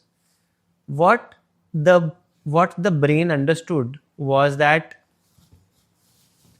if a cave person did not pay attention to a threat, their consequences were very severe. For example, let's say मैं cave man हूँ, हाँ. 400,000 years back, I venture out to in search of some food. ठीक है? Let's say there's some food lying somewhere there. Yeah. और मेरा उस पर ध्यान नहीं गया. हाँ. और मैंने लेट्स से एक दिन से खाना नहीं खाया, मेरे को भूख लग रही है. I don't spot the food item in the jungle. What's the worst that would happen? You'll die. I mean, yeah, मतलब you'll get frustrated. You will get frustrated. You will not die. Yeah. You'll probably not die for a month. Okay. Let's But say. I think the chances of not spotting that food are very less, because what you're thinking, what you're finding, you're just finding the food. You're trying to find something. Yeah, Yeah. You only find what you're looking for. Yeah. Absolutely, yeah. Yeah. So now, again, on building on top of that, let's say there is some food, but I'm not able to spot it. Okay. हाँ. ठीक है? हाँ. Let's say I'm not able to spot it. What's the worst that would happen? I'll go hungry for one more day. Yeah. Maybe 2 days. Yeah. I'll not die. हाँ. है ना? So if I am not able to find any resources, there's not much of a damage. But imagine if you were walking through the jungle and you were not able to spot a lion hiding behind the bushes, or you were not able to spot a snake, a poisonous snake, or let's say there was a cliff, but somehow in the dark you didn't see. What's the worst that would happen? Then you can die. Then you'll die. Yeah. For sure. Yeah. So what the human brain understood was that not paying attention to threats is more dangerous. Okay. Therefore, our brain evolved something called a threat appraisal mechanism, a negativity bias, जिसको हम आज के time पे negative thought बोलते हैं. So, at any given point of time, whenever we encounter something challenging or stressful, our brain creates a lot of negative thoughts so that we stay away from that danger. Go back to that caveman example. Yeah. The moment, let's say, you're walking through the jungle and there's some movement in the bushes, it could be air, It could be a lizard also. It could be a snake also. It could be a lion also. Let's say you're walking and there's some movement in the bushes. पहला thought क्या आता है दिमाग में? Threat. Threat, है ना? जैसी negative thought आएगा आप उससे दूर चले जाते हो, right? That's your threat appraisal. Yeah. So your negativity bias is basically helping you focus more on the negative stuff, not on the positive stuff. Now let's correct this back. Now this is happening all the time. Whenever you are under threat, 1000 negative thought आते हैं और एक positive thought आता है. क्यों आता है? It's an evolutionary adaptation. There's nothing wrong with negative thoughts. They are trying to protect you. They're helping you survive. Linking this to appreciation.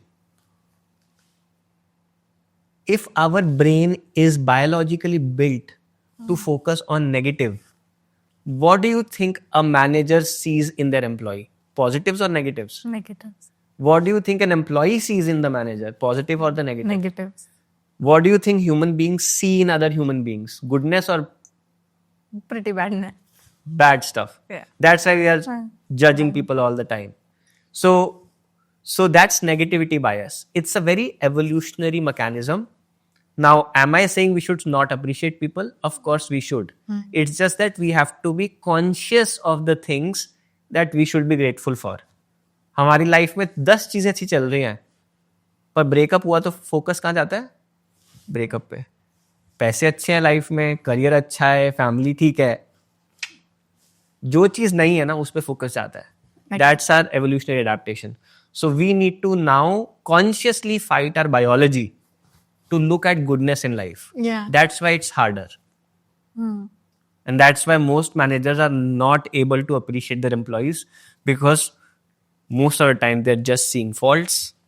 But, it's easy to spot. But now, like you've talked about it, I feel that it is a very human thing. It's not the fault of the managers, or it's not the fault of the employees who are just judging or calling their managers or bosses toxic. It's just a human thing. It's a human thing. That is why negativity bias is such a powerful concept, because once you know, you don't have to fight your negative thoughts, because negative thoughts are not real most of the times. They are just your brain telling you, be cautious, be cautious. You have to survive, be cautious. So you just have to analyze that negative thought, how valid it is. Is it close to the truth or is it not? And if it's close to the truth, you take action. If it's not close to the truth, you ignore it and you let it be. In either case, you have paid attention, so the negative thought will go away. What people try to do is they try to eliminate the negative thought, which cannot happen because your brain is wired for negative thoughts. Does that make sense? Yeah, it makes sense. Yeah, okay. Yeah. So now what should a company do or an organization do to prevent the work stress or the workload that has been on the employee, to avoid the burnout that has been on the employee? I think organizations can be more organized. Yeah. Literally, they should follow the term, Yeah. which means they should have clear goals, clear deadlines, less repetition of work, less overlap of work. I think that's the first thing that the management can do. A lot of times things just randomly pop up. Yeah. The more you can reduce randomness, the better it is. I'm not saying it will go away, but managers can be slightly more organized when it comes to planning their projects. I think that's first thing. Second is the companies can have regular check-in with the employees, which means the managers, or the HR department have to regularly go and talk to the employees, check in how they are doing, how they are not doing. One of the very interesting things I have observed in my workshops is when I do a check-in, there's a spectrum of moods. One employee may be going through a very harsh day. Another employee could be going through the best day of their life. And when you check in with them, you get to know what's happening. Right? तो पर जो negative उससे गुजर रहा है वो आके खुद बोलता नहीं है ना. So one of the things that management can do is just check in with the employees regularly. Are you doing okay? Not doing okay? Third thing I can do is that they can create some systems around health as well, like physical health. Yeah. So especially when it comes to youngsters, a lot of companies these days have sports events where youngsters go and play cricket or football. I think encouraging good physical health is is a must for all companies. Again, 220 minutes per week is what CDC says. So that's the third bit that they can do. Fourth is they can provide some level of reimbursement for people who are not comfortable seeking therapy inside the company. They can go outside, get the money reimbursed. In fact, best model he companies का ये होता है कि they have a mix. They have a psychologist on board also and they give you reimbursement for going outside also. तो आप बाहर से जाके ले लो अगर आपको अंदर से थेरेपी नहीं लेनी तो. You go outside, get therapy, come back, reimburse the money. I think that's another thing that companies can do. I also feel trainings are important. And a lot of times I've seen managers not paying enough attention to behavioral training. उनको technical training सारी मिलेंगी अपनी field से related but behavioural training उतनी नहीं मिलती and you and I we talked right most of our problems are behavioural है ना motivation related delegation related critical feedback देना नहीं आ रहा किसी को so behavioural trainings are a good place where you know management can train their employees on how to get better at whatever they do. So I think that's the third bit. And I think mercy also, like we should be more merciful towards our employees. Yeah, give them support, give them love, and most employees, if they feel supported, usually they don't leave. They only leave when either the management is not very supportive or there's like a very significant hike that they are getting with another company, which of course that you can't, you cannot prevent that. Or third is when they are themselves confused and they don't want to know what to do in life, so they experiment, which is less. So I think if companies are able to provide those supportive mechanisms, usually employees, they will stick for longer time. I'm not saying they will not leave, but they will stick for a longer time. Okay. So I have a friend, she's also working in corporate for a while now. We were just having a normal chat and the thing popped up कि मेरे जो manager है ना वो मुझे छुट्टी जब लेती हूँ तभी कॉल करते हैं. वैसे इतना कॉल नहीं आएगा. जब मैं छुट्टी लेती हूँ तभी कॉल करके मुझे फोन करते हैं कि अच्छा तुम्हारा ना आज सबका काम हो रहा है, तुम्हारा काम नहीं हो रहा. Now, from this case, I want to ask you two questions. What can an employee do in this case? कि उसको बार बार फोन आ रहा है. अब मतलब अब रूड तो हो नहीं सकते आप, ठीक है. आप मतलब मेरे अकॉर्डिंग तो being rude is never an option. और दूसरे केस में what can the workplace do कि ऐसे cases ना हो, because it is impacting her mental health somehow. कि अब वो डरती है मैं छुट्टी भी लूंगी तो मुझे फोन करने लग जाएगा बार बार कि यार तुम्हारा काम नहीं हो रहा, तुम्हारा काम नहीं हो रहा, तुम्हारा काम नहीं हो रहा. एंड मतलब बहुत कम छुट्टी पर भी वो ऐसे ही करते हैं. What do you have to say about that? Very interesting take. Usually जब छुट्टी लेनी होती है तो लोग क्या करते हैं? What's the process? I'm just curious. I mean, I just asked my manager and if she says yes, then you take a leave. Yeah. Right? That's what most people do. Yeah. And that's not the best practice. And I'll tell you why. Generally लोग क्या करते हैं जो और भी plan लोग होते हैं वो क्या करेंगे वो 10-15 दिन पहले ही पूछ लेंगे छुट्टी के लिए.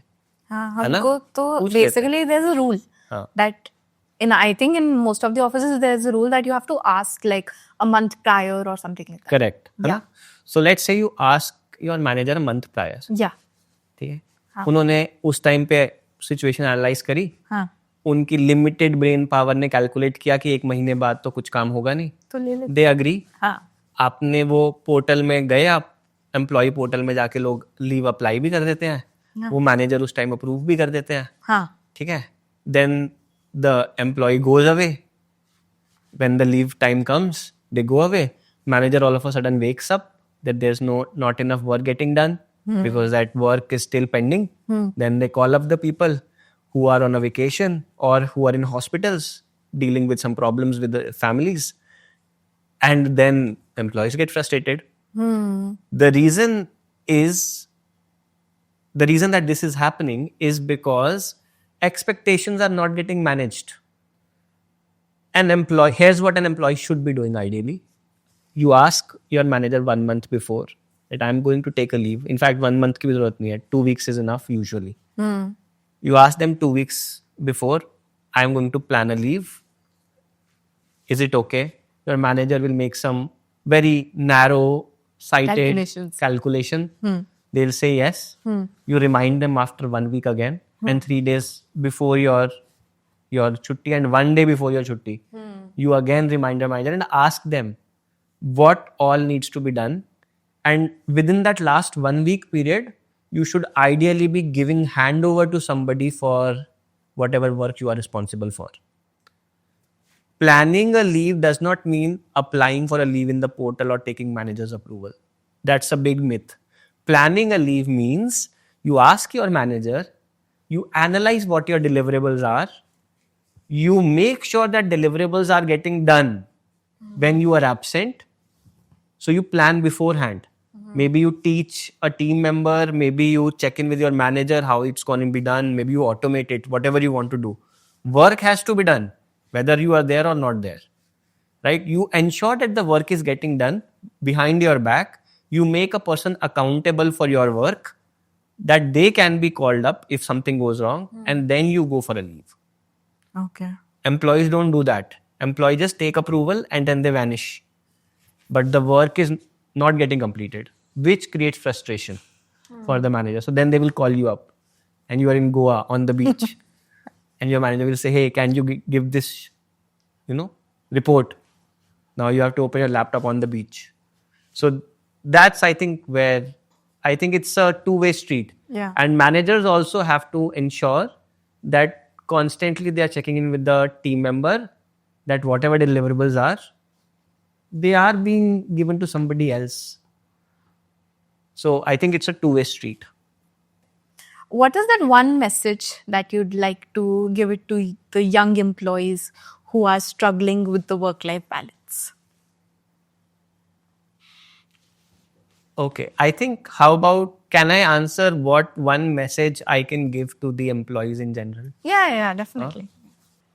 If you want to have a good life or a good corporate career, and I can say this because I've had a bad corporate career also. I've been an employee.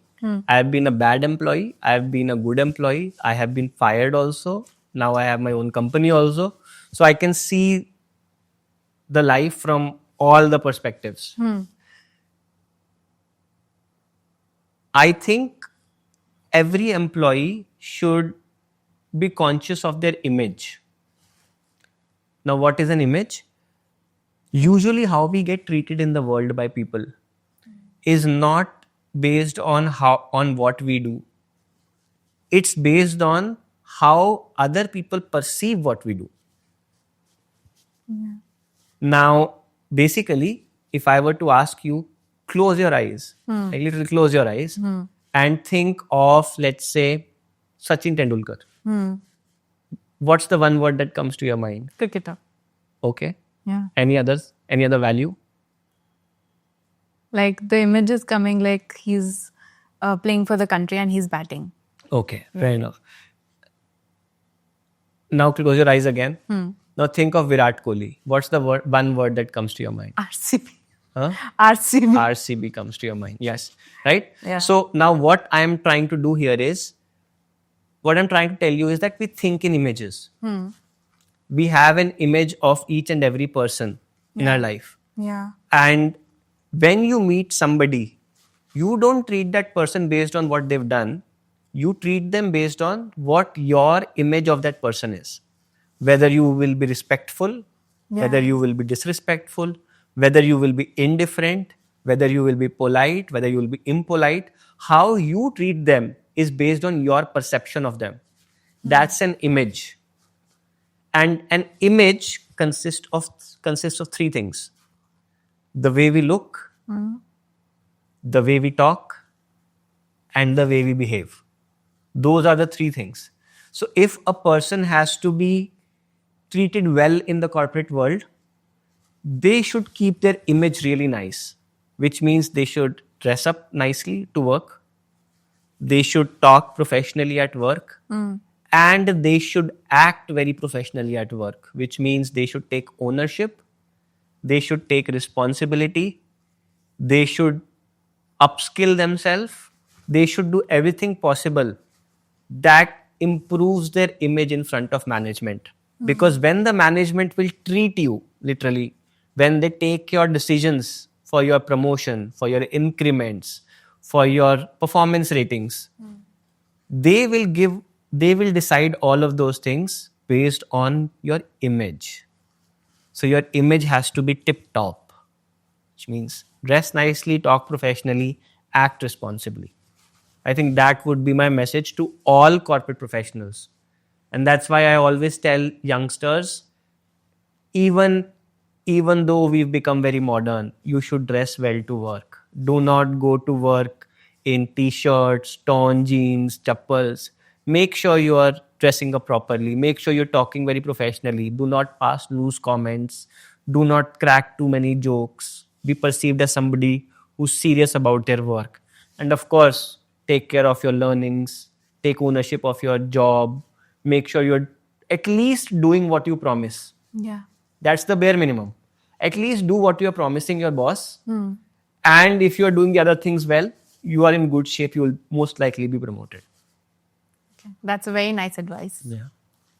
I think another thing that the companies can do is that for youngsters, they can have very strong campus to corporate programs. A lot of times companies have those programs where usually they're taught about the company culture.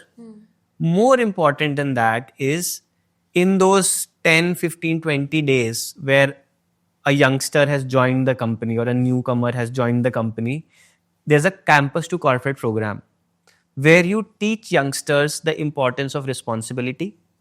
You teach them how to understand their manager's expectations. You teach them how to dress, how to talk, how to behave at workplace. I think those fundamentals need to be built very strongly at the beginning itself.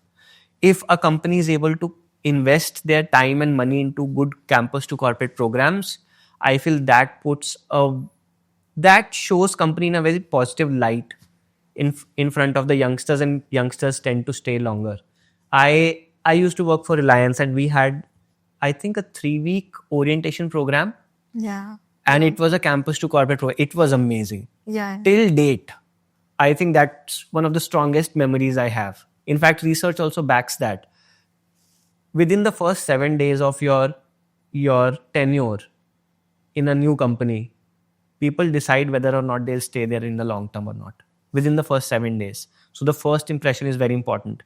So during those campus to corporate days, a company should put forward a very positive image of themselves, and they should teach youngsters all of the things that I talked about: responsibility, psychological contract, ownership, dressing well, talking professionally. And then from there on, they can just build on top of this and take employees forward. What are some of the theories that a Gen Z should take care of while they're working as an employee? Okay, so this is an interesting one. Now, a lot of times when I work with youngsters, I see a lot of extremely passionate youngsters coming and joining companies, and they want to create a huge impact, which is a very good thing. Now, I say that's a good to have, but more important than that is to understand that when you enter a new company, you are already entering a system which is running relatively smoothly. So your job as a youngster is not to come and give crazy innovations. You don't have to be extremely passionate. You don't have to be crazily innovative. First, you need to get your fundamentals right. What does that mean? That means that when you come to the office, come on time. Dress properly, talk properly, and whatever you promise, deliver that. I think that is the best possible definition of professionalism. Whatever you are committing to, at least deliver that. And on top of that, if you are punctual, if you are disciplined, if you are professional in your attire and in your speech, I think you will nail it. You will have a wonderful career. If you go back to Price's law, you will be in that square root of n. Of course, once you have built your fundamentals, once you are disciplined enough, then 2, 3, 4 years down the line, you can hit your peak potential. You can become a Sachin Tendulkar of your field, but you cannot become Sachin Tendulkar of your field without being disciplined and professional. Fundamental is professionalism, I feel. Yeah. So that's my advice to youngsters. Get the fundamentals right. जो जितना बोल रहे हो उतना deliver कर दो. Boss की expectation समझ लो. चेक इन कर लो. प्रोफेशनल रह लो लोगों के साथ, कलीग्स के साथ. Have a professional image, and then you are good to go. Then you can build on top of that and become a seriously high performer, seriously high performing individual. Okay, Gagan, I have to ask you this. Yeah. There are times when you disagree with your boss, and there are times when you disagree with your seniors. Now, there's a difference between your boss and your seniors, right? How can you handle that situation? As in? So, for example, that if I have a disagreement that no, I don't think that this can work, or I don't think, we should do this. Or the theory that we talked about, the dark psychology of deadlines. Do you remember? 95-5 rule we talked about. Yeah, 95-5 rule we talked about, and before the podcast we talked about the dark psychology of deadlines. Because managers sometimes give us unexpected deadlines that they are not even, we cannot even think to complete it in a week or in those 9 hours that we spend during the day. Yeah. Now, what do you have to say about that? So there's a very interesting thing called Parkinson's law. Yeah. Parkinson's law says that whatever time we allocate to a task, it usually gets filled up. So let's say you have a deadline of 7 days to complete a task. Yeah. And you don't have anything else to do. How much time do you think you dedicate to finishing that task? When will you finish the task? If I have nothing else to do, then of course I will finish it in 7 days. 7 days, right? Yeah. And if the same task is given to another person and the deadline is 2 days, how long do you think they'll take to finish the task? A lot of time. It's not possible to do it in 2 days. Yeah. And you're right, but research says otherwise. Research says the human brain operates in a certain way that whatever deadline we give to ourselves, our brain fills up the time and finishes it just before deadline. So let's say if I give you a task and I say, here are 7 days for you to finish it, you will make sure it gets done in 7 days. If I give you 28 days for the same task, you will go slowly in the beginning and then you will be able to finish it by the 20th day. Similarly, if I say if there are just 2 days to finish the same task, you will do something or the other to make sure that the task gets done in 2 days. That's Parkinson's law, that whatever deadline we give to our brain, it just tries to fill up and gets the job done just before deadline. Now, how is this relatable to what you were asking? A lot of times managers know that employees are going to take long, and if they give you a very long deadline, you will take long only to finish it. So what they do is that they will give you a very stringent deadline, which is almost impossible or unrealistic, but they also know that it's unrealistic. So let's say it's a 10 days job and they will ask you to do it in 2 days. You will try your best and you'll get it done in 4 days. Although in their head, it was still 10 days, but they got it done from you in 4 days. Had they said 4 days, you would have probably taken 7 days. So that's the dark psychology. It's just that they know that it's an unrealistic deadline, but they also know that people slack off. They go very casual when the deadlines are longer. So they give very short deadlines so that people just keep pushing themselves. Gagan, what is your view on if we start to implement 3 to 4 working days in a week in India? Okay. I think this question comes up a lot in my usual discussions also.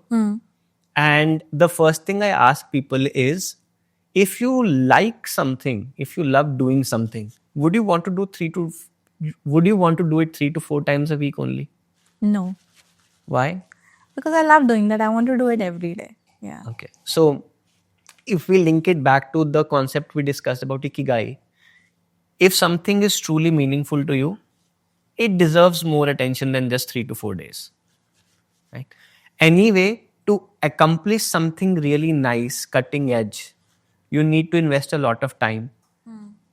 There was this very interesting story about Alexander Graham Bell and his and their patent for the telephone. Have you heard the story? Yeah. I've read about it. Yeah, it's a very interesting story. So Alexander Graham Bell and there was another scientist, I forget their name, I think Alicia Gray or something.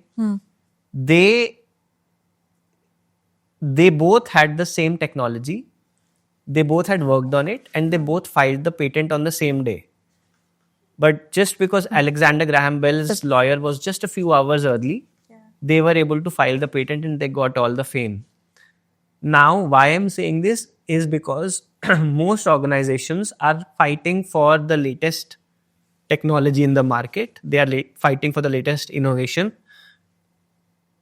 The margin is so thin at the top that the moment somebody slacks off, their competitors go ahead and they take charge and they're able to get stuff done. So it's almost impossible for people to develop cutting edge innovations if they only work 3 to 4 hours a day. If you ever look at Elon Musk's podcast, you'll get to know about the work ethic. So yes, so from an innovation standpoint, 3 to 4 days a week doesn't work. But a lot of people have an argument that, okay, developed countries have this model and why can't we? And I say, yeah, they do. They can afford to because they are developed economies and they have the cultures where this is a part of a system.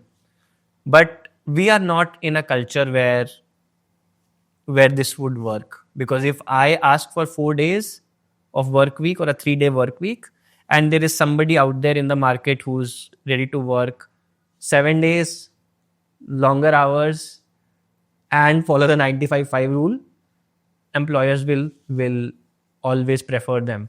So the idea is that if you are in ocean, you should know how to swim. If you are in air, you should know how to fly. If you are on the ground, you should know how to run. So which part of the world you are, try to acclimatize yourself according to that environment. Indian environment is not of a 3 to 4 hour work week. Anyway, I don't recommend it. If you are following your passion, if you are good at what you do, your craft deserves more time. And you deserve more time with your craft. And I think, 3 to 4 day work week is not something that I'm a very big fan of. But I do know that other countries implement it. I would not recommend it for people in my country. I would want us to work harder and be better at what we do. So it's rapid fire. You can't take that much of time. Okay, you have to very quick. I am very scared. Okay.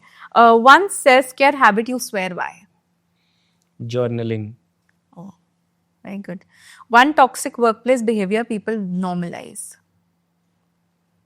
Randomness and disorganized behavior, often masked as quick decision making. One book that changed your perspective. Man's Search for Meaning by Dr. Viktor Frankl, best book in the world. One red flag in leadership that instantly tells you this is a toxic workplace. Inability to work on criticism. Okay. Even bosses are given feedback. And I think the true character of a person, and I love this quote. I heard Robert Greene say this in one of the videos. I don't know who said it actually, but I'll quote him. He said the true character of a person is judged by their response to criticism. And if a person is not good at taking criticism, probably toxic. Stay away from them. Okay. Yeah. Hustle culture in one word. Hustle culture in one word. Needed if done in an organized manner. Very good. One thing Gen Z gets right about mental health. It's very important to process the emotions. One thing Gen Z gets wrong about resilience. Resilience is not built by taking life easy. It's built by doing stuff which is out of your comfort zone, slightly out of your comfort zone, and doing it repeatedly over time. So that builds resilience. So yes, not just processing the emotions, but also taking a lot of action around it. Journaling, therapy, meditation, your topic. Journaling, Meditation or therapy, your topic. I think I would say therapy. Okay. Because again, journaling is good to process things in your head, but journaling doesn't come out and slap you in the face. What I mean by that is we have blind spots, and if we don't have anybody in our life who comes out and tells us the truth about us, especially the critical stuff, then it's very unlikely that we'll grow. That's why I recommend people to go for coaching and mentoring, so that there's someone who will tell you the truth about you, what you need to fix. So thank you so much, Gagan, for being here. It was so good having you here, and the way you simplified the theories for us, I think it was great, and I know that I'm taking a lot from this podcast. Thank you so much, Palak, for inviting me. It means a lot, and I'm also very grateful that I got this opportunity to share my learnings with you. And I hope that we Indians can implement some of these best practices. And we already are one of the biggest economies in the world, and we have, I think, the second largest workforce in the world. तो मुझे बहुत अच्छा लगेगा कि अगर हम ये सारी best practices, psychological tools and techniques use करके हमारे देश को और भी आगे लेके जा सकें. So thank you for inviting me. I am so grateful to be a part of your journey, and hopefully I'll see you again very soon. Okay, thank you so much, Gagan.